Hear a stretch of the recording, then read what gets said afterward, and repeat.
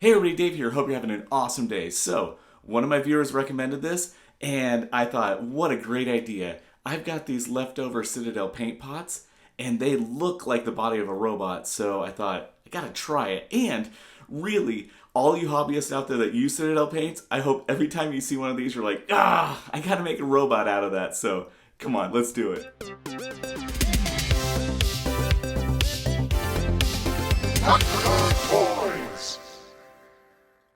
So I'm looking at this Citadel pot and I'm thinking it feels a little too small. So what if I add an applesauce lid?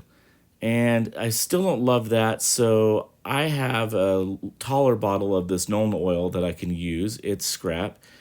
I need to fill in this divot because I'm going to put a little piece of wood there to act as kind of the pelvis or the hips. So to fill that in, I'm going to use this Magic Sculpt. It's a two-part epoxy, 1-to-1 ratio. You just kind of smash it together until it's the same consistency. If you mix up too much, you can make little tchotchkes for your friends. And I got the bottle all cleaned up, and I'm going to go ahead and peel all these stickers off. I got kind of lucky because there is no residue, so no cleanup here. Taking that Magic Sculpt, and we'll just smash that down, get it all flat and smooth and flushed out, and then it takes about 2 hours to dry. I'll go ahead and sand that down and sand the body while I'm at it. And here's that little wood piece that I was talking about. This is going to act as a connection point for the hips. So I'm just drawing a little line. I'll cut that with my hobby saw, and then I want to put some cool little angles on it just to give it some nice dimension.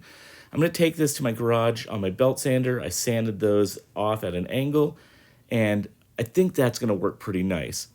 Now for the hips, I do want them to have a little curve at the top, so I'm going to take this to the belt sander and sand those down. I got a little overzealous and I sanded off too much. I don't like that. It drives me nuts. So I went ahead and did it again. And this time I didn't go all the way up to the pencil line, and then I'll hand sand off the rest. That way it looks a little bit nicer in the end. But I didn't measure. I just thought, oh, I'll just cut this off and drill a hole. But it was so short, it was really hard to hold on to, and the drill bit went crooked on me. So I'm going to do it again. But I got it all sanded. I didn't measure again. Then I'm like, okay, for crying out loud, I'm going to go ahead and measure, find the center point, make a mark. And so I went ahead and made a mark. And that worked great, except I forgot to put a piece of backer wood, so it split on me. So at this point, I'm like, oh my goodness, this is crazy.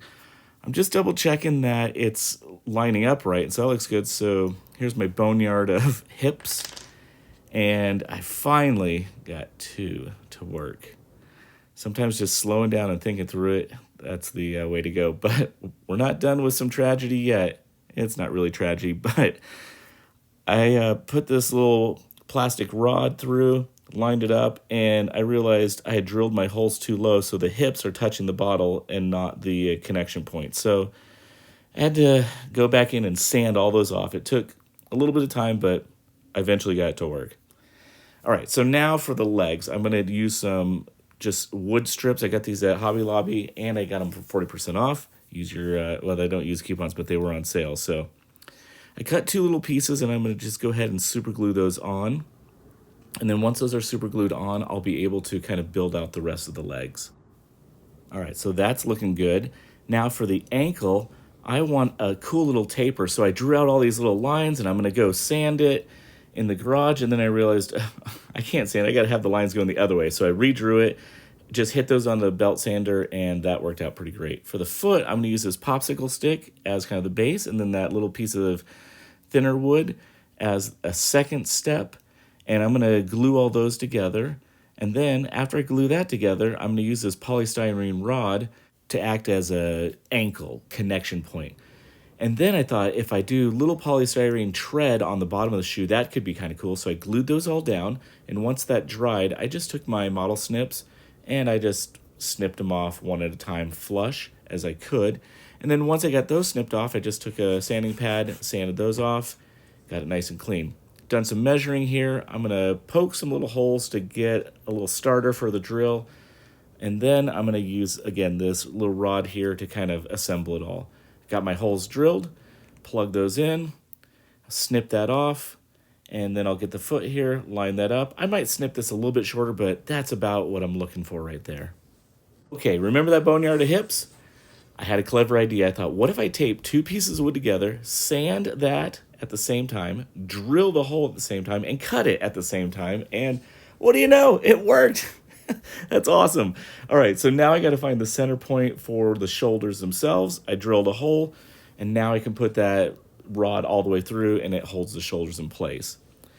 Now for some paneling here, I'm going to just take a scrap piece of polystyrene. And what's great about polystyrene is you score it a couple times, you snap it, and it just breaks right off. So it's really easy to work with. I'm going to do a little angle cut here just to give it kind of this cool, maybe like metal panel kind of thing. I don't know, I like it. Now normally I would just glue this panel straight onto the body, but I thought, what if it was raised off just a little bit? So I'm going to take this polystyrene and build a little frame around. Just gluing each piece on individually until I have that frame. And then I will take the polystyrene, lay it on there, and that raised it off just enough that it looks kind of cool. Here's my attempt at the arm. The tubing would be the bicep. The little wood piece would be the forearm. I cut it on my table saw, but the groove was just too deep. I think it looks ugly. It's not lined up that great. So I thought, what if I took the square tubing and this little wood strip and I made a joint there? So I need to cut that out somehow, and then I'll glue the bicep onto the shoulder. Now, in order to cut this, I'm going to go ahead and tape a piece of wood onto my table. I've got my line drawn. I'm going to lay my saw flat, and I'm going to cut until I get to the end. Then I'll flip it, and then I'll take the saw, cut again. That gives me two little cuts that I then just take my knife, score it, and then I could pop this down, and it breaks right out. Then I'll take a little file, and I'll slide it in there and just clean that up. And now look at this.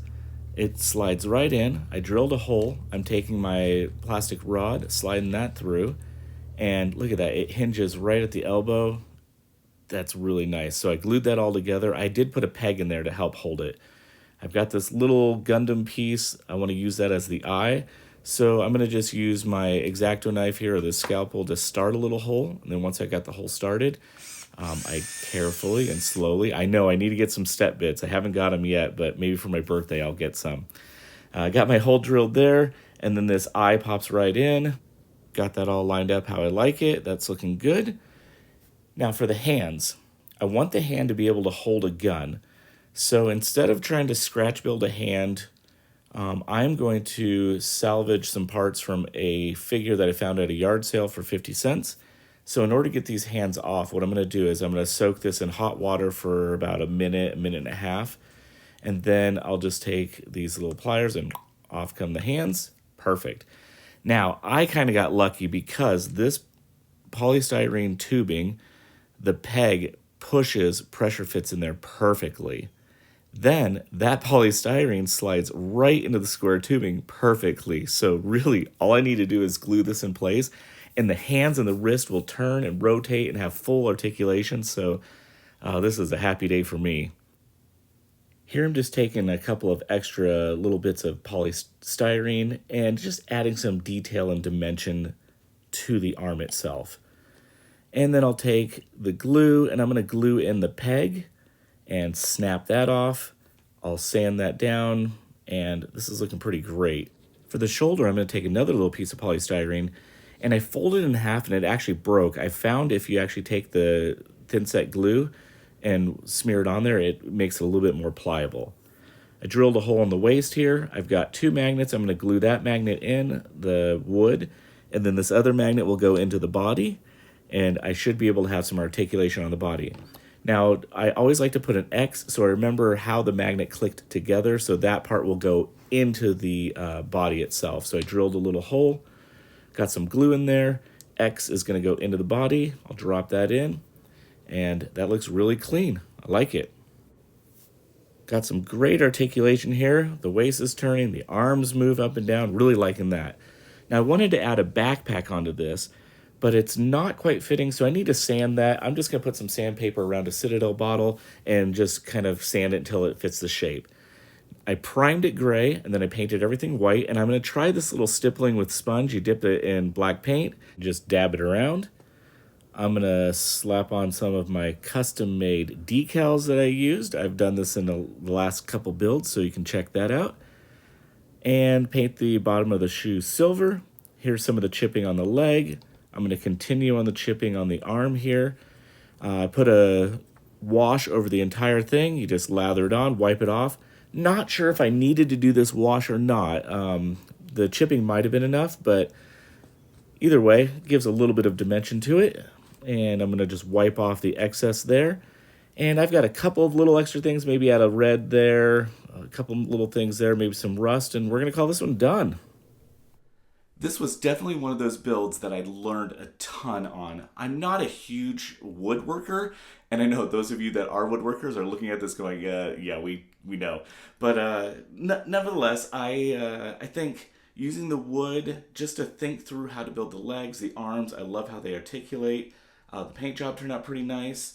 And I know I didn't do an LED light or a base because I had an idea that I wanted to do something special inside. I just ran out of time, to be honest. So I may revisit this in the near future, but overall I think it turned out pretty great. I think we should do some turnaround shots of this thing. And as always, it's a great day to be a toy nerd. Have a great one.